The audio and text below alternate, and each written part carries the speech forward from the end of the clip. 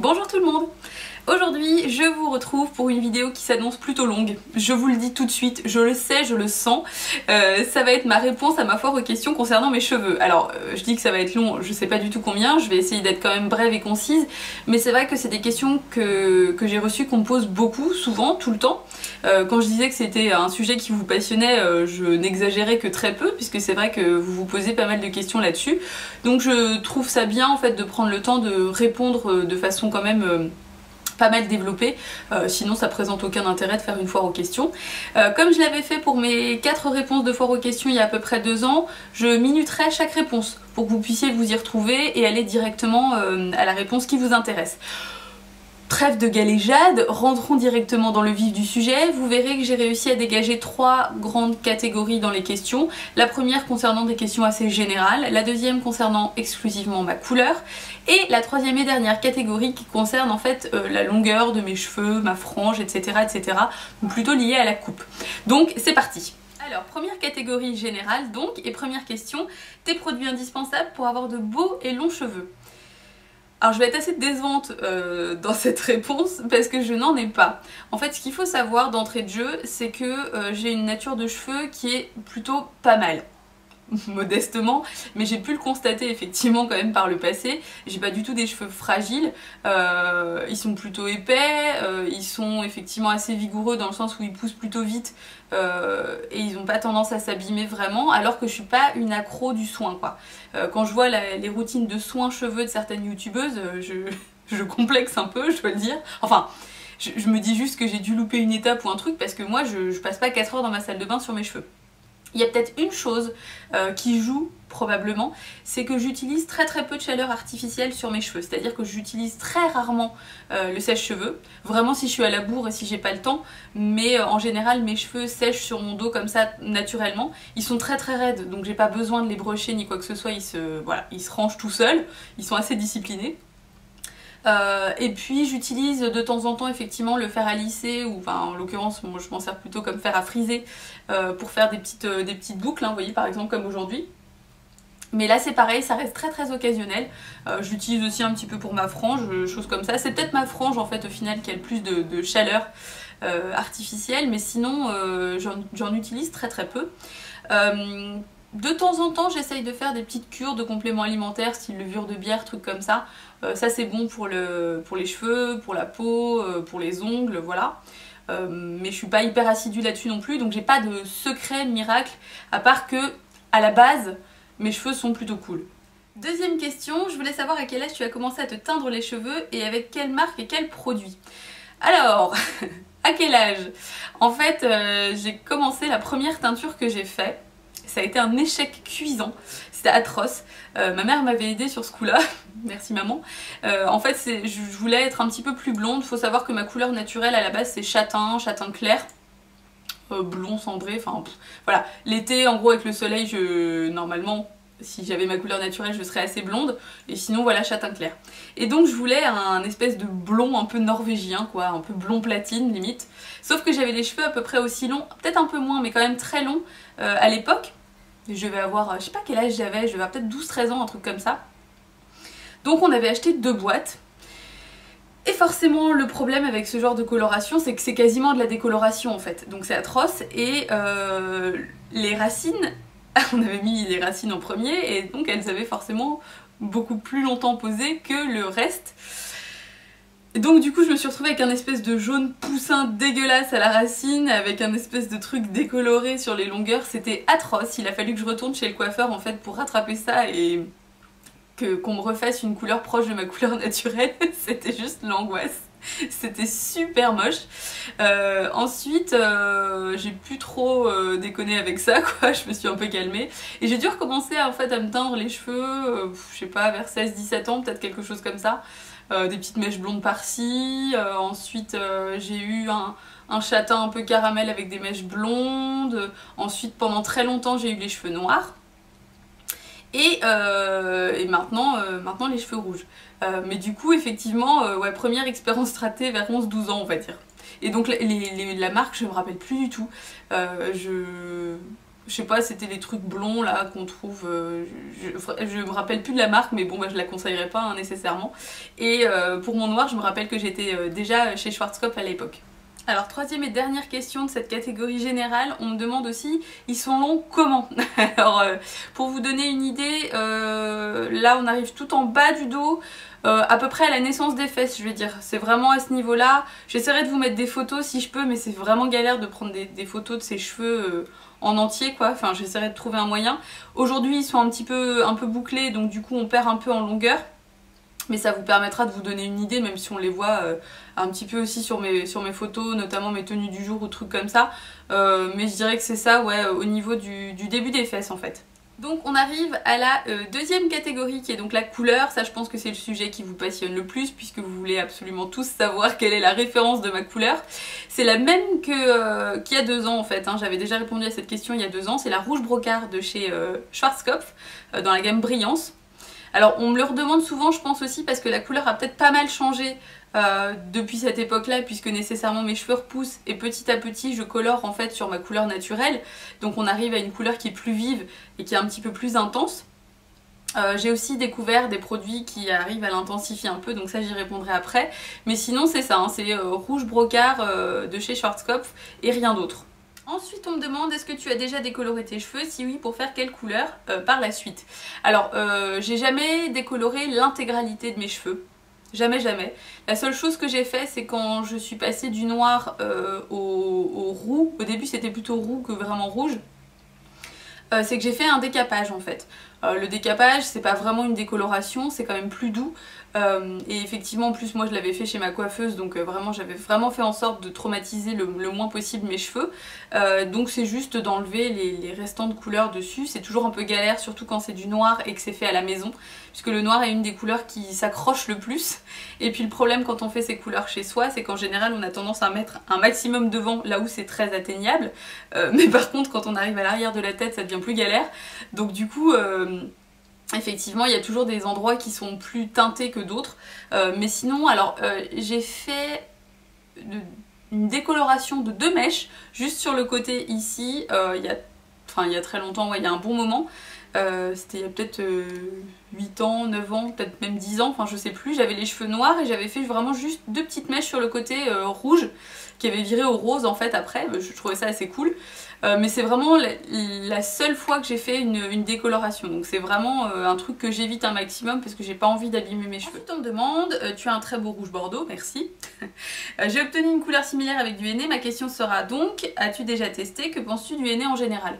J'ai jamais songé à tester le henné, bon déjà parce que avant j'avais les cheveux noirs notamment, je vous l'ai dit, donc voilà, il n'y a pas de henné noir, enfin c'est un sujet que je connais très peu mais je sais pas, enfin voilà je crois pas. Ensuite, c'est vrai que de ce que j'ai pu voir en fait, le henné c'est des résultats qui varient beaucoup d'une personne à l'autre. Et donc du coup je crois que je me suis toujours dit que j'arriverais pas au résultat que je veux et à l'intensité que je veux en fait. Puis c'est surtout qu'il faut attendre en fait que toute la couleur chimique soit partie avant de faire un henné par dessus, enfin voilà. C'est juste que ça me semble galère en fait, enfin ça me semble chiant, donc c'est pour ça que j'ai jamais testé parce que j'ai pas le courage d'attendre 3-4 mois que toute ma couleur chimique soit partie, d'avoir une repousse dégueulasse et après éventuellement de tester le henné pour en plus pas être sûre d'avoir le résultat que je veux. Donc voilà, sur le henné je suis assez mitigée. Donc ensuite on arrive aux questions qui concernent les produits que j'utilise pour conserver ma couleur. Donc j'ai aussi des cheveux roux assez foncés, j'aimerais savoir quels produits tu utilises pour entretenir ta couleur avec des shampoings de soins de grande surface ou autres. Quels sont les produits que tu recommandes et qui sont efficaces de ton point de vue, où peut-on les trouver? Alors, donc je vais répondre à toutes ces questions-là. Je pose mon portable du coup parce que je m'apprête à montrer les produits dont je vais vous parler. Il y a certains produits dont j'ai déjà parlé, donc notamment par exemple, hop, je suis désolée, hein, je disparais momentanément, notamment le baume réparateur après soleil de chez Kiko dont j'avais parlé dans mes produits terminés. Ça c'est un produit que je trouve très bien, notamment parce qu'effectivement ça va protéger un petit peu les cheveux des effets des UV. Donc ça c'est vrai que ça va avoir tendance à délaver assez rapidement votre couleur. Ce que j'essaye de faire aussi c'est que j'essaye de laver mes cheveux avec une eau qui va pas être trop chaude, puisque là effectivement c'est quand même mieux de laver plutôt avec une eau, bon alors on va pas dire complètement glacée, mais plutôt froide. J'ai la chance, je l'ai déjà dit, de pas avoir les cheveux qui regressent très vite, donc en fait je peux vraiment beaucoup espacer les shampoings. Et je pense que ça joue beaucoup effectivement aussi dans la façon dont ma couleur se tient. C'est que forcément, comme mes cheveux sont lavés moins souvent, bah, la couleur est moins sollicitée par ça. En ce moment, hop, je redisparais. En ce moment au niveau shampoing, je teste le Radiant Red de John Frieda. Voilà. Effectivement, en général, j'essaye de tester. J'essaye d'utiliser surtout des produits qui sont adaptés, alors pas forcément aux cheveux rouges en particulier, mais surtout aux cheveux colorés, puisque généralement dedans vous y retrouvez, alors bon évidemment des tas de silicone dégueulasses et tout ça, mais moi je suis pas un exemple là-dessus, hein, je m'en fous en fait, enfin je sais que c'est dur de dire ça, c'est pas que je m'en fous de la nature, mais en tout cas pour les shampoings, j'aime bien quand mes cheveux sont doux et brillants, donc effectivement les silicones rapidement on y arrive. Bref, c'est comme ça. Voilà, en général je favorise ça. De temps en temps je suis obligée d'utiliser des shampoings type Head & Shoulders, je vais y arriver, parce que j'ai le cuir chevelu super sensible. Maintenant c'est quand même des shampoings que je recommande d'éviter d'utiliser trop souvent quand vous faites une couleur, surtout une couleur avec un rendu assez vif comme ça, parce que ça va avoir tendance à les faire délaver super rapidement. En revanche, si par exemple vous avez fait une couleur qui est foirée et que vous aimez pas, si vous prenez un shampoing tous les jours de Head & Shoulders, vous pouvez être sûr que dans 2 semaines elle aura carrément une tronche différente. Voilà. Sinon, j'utilise aussi, je redisparais, en ce moment le 3 Minutes Miracle de chez Aussie. C'est une amie qui me l'a fait découvrir et je l'ai trouvé super cool parce qu'il sent un petit peu le bonbon et tout. Et puis je le trouve bien. Au niveau de la couleur, j'ai pas vu de différence saisissante, mais par contre ce que je trouve super, c'est qu'il démêle très bien les cheveux. En fait il rend les cheveux très doux. Moi généralement tous mes soins un petit peu démêlants comme ça après shampoing ou masque, je les mets avec une petite brosse dans ce style là. Vous voyez, c'est une petite brosse voilà, avec des petits picots, parce que c'est pas mal pour bien répartir le produit partout et ça les pré-démêle si on veut. Parce qu'avec une longueur comme la mienne, vous vous doutez que effectivement je cherche aussi un petit peu le côté démêlant, parce que sinon j'y passe 4 heures et je finis par me brûler les cheveux en les mangeant, donc c'est une horreur. Donc effectivement il vaut mieux quelque chose d'un peu démêlant. Et sinon, j'ai trouvé un truc génial, alors je pense que celles qui ont déjà les cheveux rouges connaissent déjà ce produit là, je redisparais pour vous montrer, voilà, c'est le soin crème repigmentant de chez Mulato. Donc vous voyez que j'en ai déjà utilisé pas mal, enfin je l'ai utilisé 2 fois en fait, mais bon avec la longueur que j'ai forcément ça part vite. Donc vous voyez que c'est rouge, en fait c'est un soin à base de karité qui va repigmenter. C'est à utiliser avec des gants parce que ça teinte, voilà, c'est pas une couleur mais ça teinte quand même pas mal. Ça va pas teinter les racines en revanche, mais ça va vraiment redonner un coup de peps à la couleur. Donc vous l'utilisez donc sur l'ensemble de la chevelure et vous laissez poser pendant 30 minutes. Là je sais pas si on se rend bien compte, mais n'hésitez pas à regarder des photos notamment sur mon Instagram ou trucs comme ça pour vous rendre compte de la couleur de mes cheveux.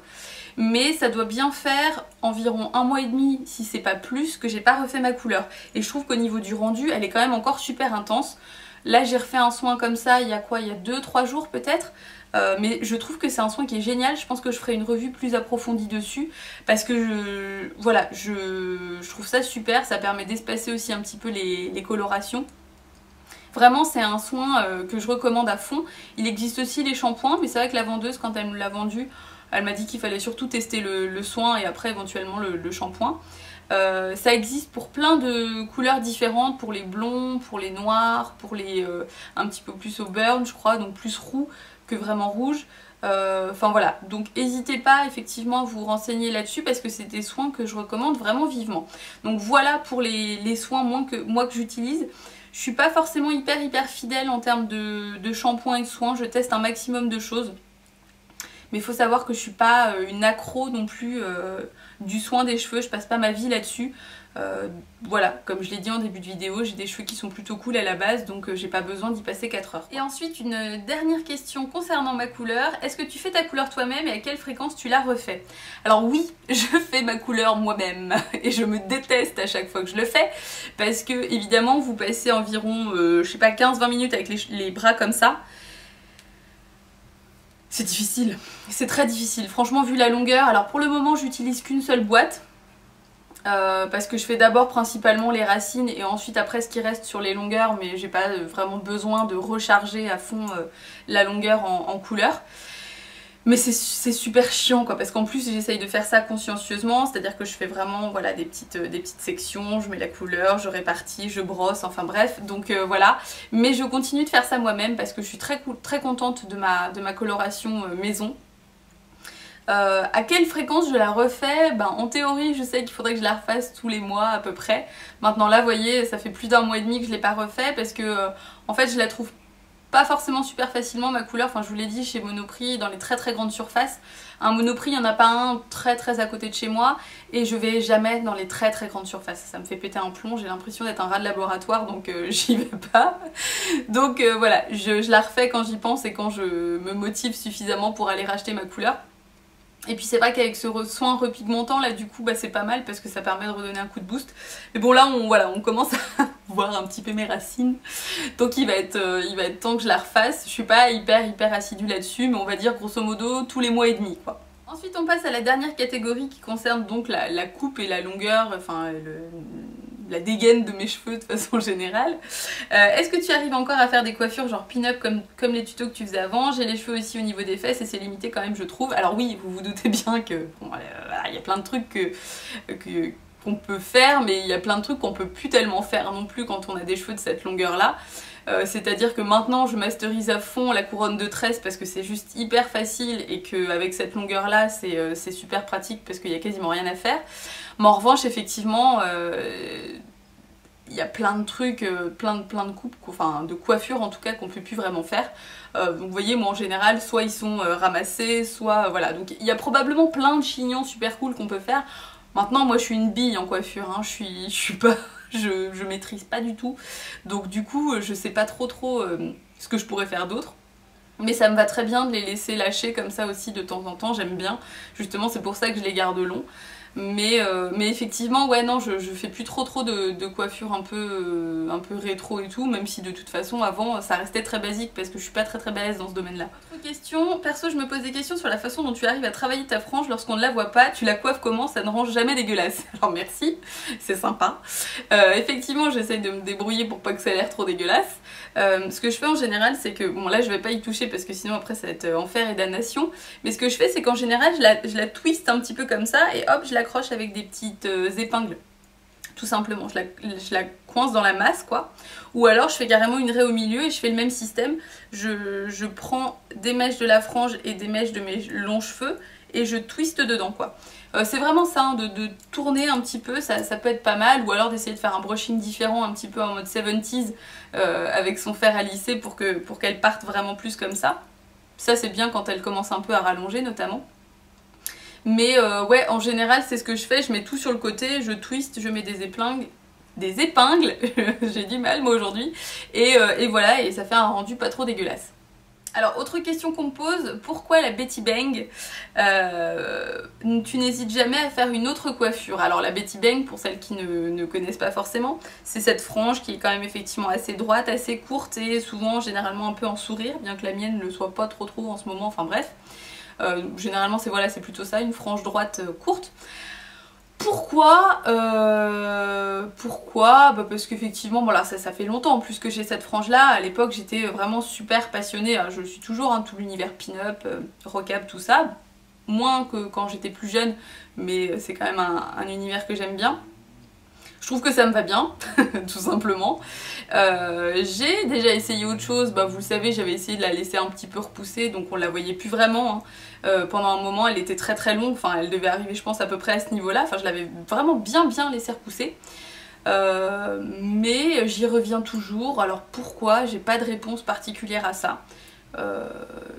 Quand j'étais plus jeune, j'ai déjà eu une mèche comme ça, voilà, mais ça me retenterait pas trop maintenant. Je pense que si je devais faire autre chose maintenant, ce serait de la laisser complètement repousser et plus de faire genre une raie au milieu, un petit peu comme quand j'avais avant de la recouper. Mais voilà, parce que j'aime ça en fait. Voilà, c'est la seule réponse que je trouve, c'est parce que j'aime ça et que je trouve que ça me va bien. Et alors dernière question de cette foire aux questions sur mes cheveux. Comment as-tu fait pour que tes cheveux poussent aussi vite? Ça va faire 2 ou 3 ans que je te suis et j'ai l'impression que tu consommes un genre d'engrais capillaire tellement l'évolution de la longueur est marquante. Alors là c'est pareil, j'aurais pas de réponse très satisfaisante. La nana qui fait une fois aux questions puis qui répond pas aux questions en fait. Alors c'est pas que j'ai pas envie de répondre, hein, c'est qu'en fait je sais pas. Mes cheveux poussent vite, voilà, il y a des cheveux qui poussent vite, d'autres qui poussent pas vite. Moi j'ai la chance d'avoir des cheveux vigoureux qui poussent vite et qui restent plutôt brillants et tout, enfin voilà. C'est le destin, c'est comme ça. Et je veux pas m'en plaindre hein, évidemment. Voilà, je sais pas, parce que comme je vous l'ai dit, je suis pas une accro du soin à fond, je mets rien qui les fasse particulièrement pousser plus vite. J'utilise pas 15 milliards de soins différents. Effectivement, j'évite d'utiliser trop de chaleur artificielle, comme je l'ai dit, donc ça je pense que ça joue beaucoup, notamment au niveau des longueurs. Je pense que c'est pour ça qu'ils sont pas très abîmés. Pourtant, vu la longueur, c'est vrai que c'est jamais évident d'avoir des cheveux quand même en santé quand ils sont si longs que ça, sans faire des masques dans tous les sens. Parce que, ben, voilà, nécessairement, ils s'abîment un peu au bout. Alors moi, je les coupe de temps en temps quand même, hein. Je coupe jamais très long, mais je coupe quand même un petit peu. Mais voilà, j'ai pas de recette miracle à vous donner là-dessus, je suis vraiment désolée. Voilà, c'est la fin de cette foire aux questions. Alors je suis désolée, je sais qu'il y a des questions auxquelles j'aurais pas vraiment répondu parce que j'ai pas de réponse tout simplement. Je pense qu'effectivement il faut aussi tenir en compte le fait qu'on a tous une nature de cheveux très différente. Donc vous pourrez pas arriver à un résultat systématiquement identique à l'envie que vous avez, parce qu'il faut composer avec ce qu'on a. C'est comme ça, et il faut apprendre à aimer ce qu'on a surtout. Donc du coup voilà, pour tout ce qui est référence et tout ça, bah effectivement là au moins tout est donné. Comme je vous l'ai dit, je pense que je vous ferai une revue plus détaillée sur le soin mulatto parce que je le trouve très bien et que je pense que ça peut en intéresser pas mal d'entre vous. J'espère que cette foire aux questions vous aura plu, j'espère que les réponses vous auront satisfait quand même, même si bah, du coup j'aurais pas pu vous délivrer tellement de secrets complètement improbables sur ma chevelure mystérieuse. Je vous fais plein de bisous, je vous dis à bientôt probablement pour une nouvelle vidéo, donc soit une revue, soit peut-être un tuto aussi, je pense à un petit tuto bientôt. Et puis aussi bah, probablement, comme je l'ai dit, une nouvelle foire aux questions plus vaste sur absolument toutes les questions que vous voulez me concernant. Voilà, à bientôt, salut!